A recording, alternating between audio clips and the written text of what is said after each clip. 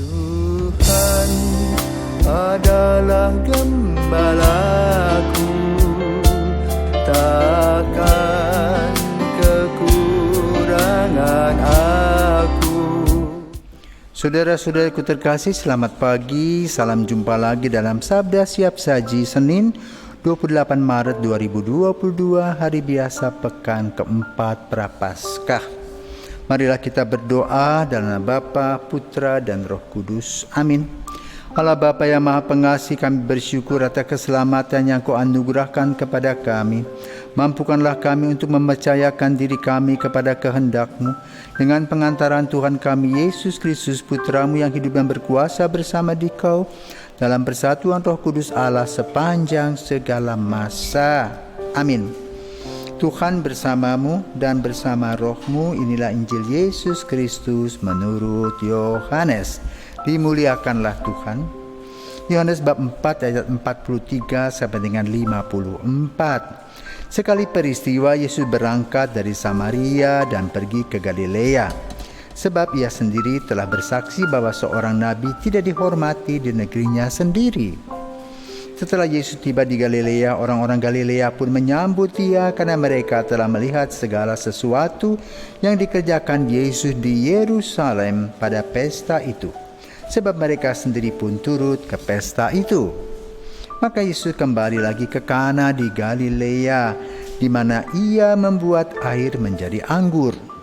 Dan di Kapernaum ada seorang pegawai istana yang anaknya sedang sakit. Ketika pegawai itu mendengar bahwa Yesus telah datang dari Yudea ke Galilea, pergilah ia kepadanya lalu meminta supaya Yesus datang dan menyembuhkan anaknya, sebab anaknya itu hampir mati. Maka kata Yesus kepadanya, "Jika kamu tidak melihat tanda dan mujizat, kamu tidak percaya." Pegawai istana itu berkata kepadanya, "Tuhan, datanglah sebelum anakku mati."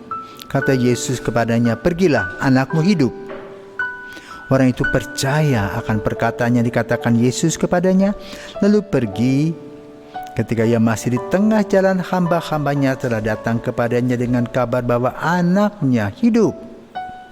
Ia bertanya kepada mereka pukul berapa anak itu mulai sembuh.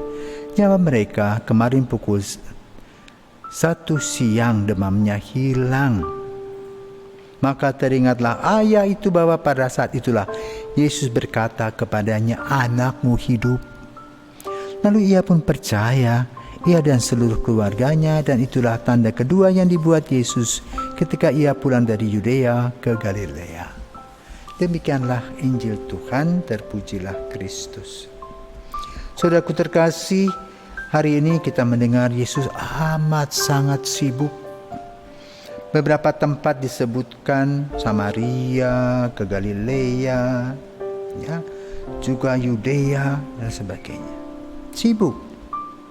Lalu apa yang dibuat? Yang dibuat sama. Yesus mewartakan kasih Tuhan dalam kehidupan kita. Hanya ada orang yang menerima dan percaya. Digambarkan bagaimana Yesus telah mengubah air menjadi anggur di Kana, di Galilea. Karena mereka percaya. Namun ketika dia pergi ke kampung halamannya, orang tidak percaya karena orang masih mempertanyakan masa-masa kecilnya dan sebagainya, dan anak Yosef dan seterusnya dan seterusnya. Ya, maka Yesus mengatakan seorang nabi tidak dihormati di negerinya sendiri. Lalu, apa yang harus kita lakukan? Kalau seorang nabi tidak dihormati di tempatnya sendiri, ya pergi ke tempat yang lain mewartakan kabar. Dan bukti yang telah disampaikan dalam Injil pada hari ini, bagaimana Yesus berjumpa dengan seorang prajurit, ya, seorang hamba pegawai istana yang anaknya sakit keras. Dan itu bukan orang Yahudi rupanya. Maka orang tadi mendesak agar Yesus datang ke rumah. Tetapi Yesus mengatakan, "Tidak usah, anakmu hidup." Dan dia percaya. Maka kemudian dalam kepercayaan tadi melahirkan hal yang luar biasa yang dialami oleh pegawai istana tersebut. Ketika hambanya datang menyampaikan kepada bapak ini anaknya sudah sembuh, karena itu dia teringat akan apa yang dikatakan Yesus, anakmu hidup. Nah, saudaraku terkasih, dari kata-kata Yesus kita harus belajar percaya. Kita ini kadang-kadang setengah-setengah percaya. Kita mau ini harus instan, harus jadi sekarang juga. Padahal Tuhan yang memproses permintaan kita. Apakah permintaan kita itu kalau dikabulkan akan menghasilkan berkat Tuhan, atau menjadi sebuah kesombongan? Kalau akan menjadikan berkat Tuhan, maka biasanya dikabulkan.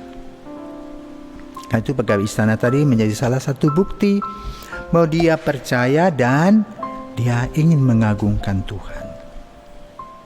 Mari saudaraku terkasih, dalam kehidupan kita, baik dalam perilaku, pikiran, perkataan, aktivitas dan doa-doa kita serahkan kepada Tuhan agar Tuhan sendiri yang memberikan berkat-berkat berkelimpahan sehingga kita boleh mengalami sukacita dan damai sejahtera. Maka saudaraku terkasih, kalau kita punya masalah, mari kita datang kepada Yesus. Serahkan semua persoalan kita, dan pada waktunya Tuhan memberikan berkat-berkat berlimpah. Mendengarkan apa yang kita impikan, apa yang kita harapkan. Jangan takut kalau kita datang kepada Yesus, karena Yesus adalah naungan hidup kita. Semoga Tuhan memberkati kita. Amin.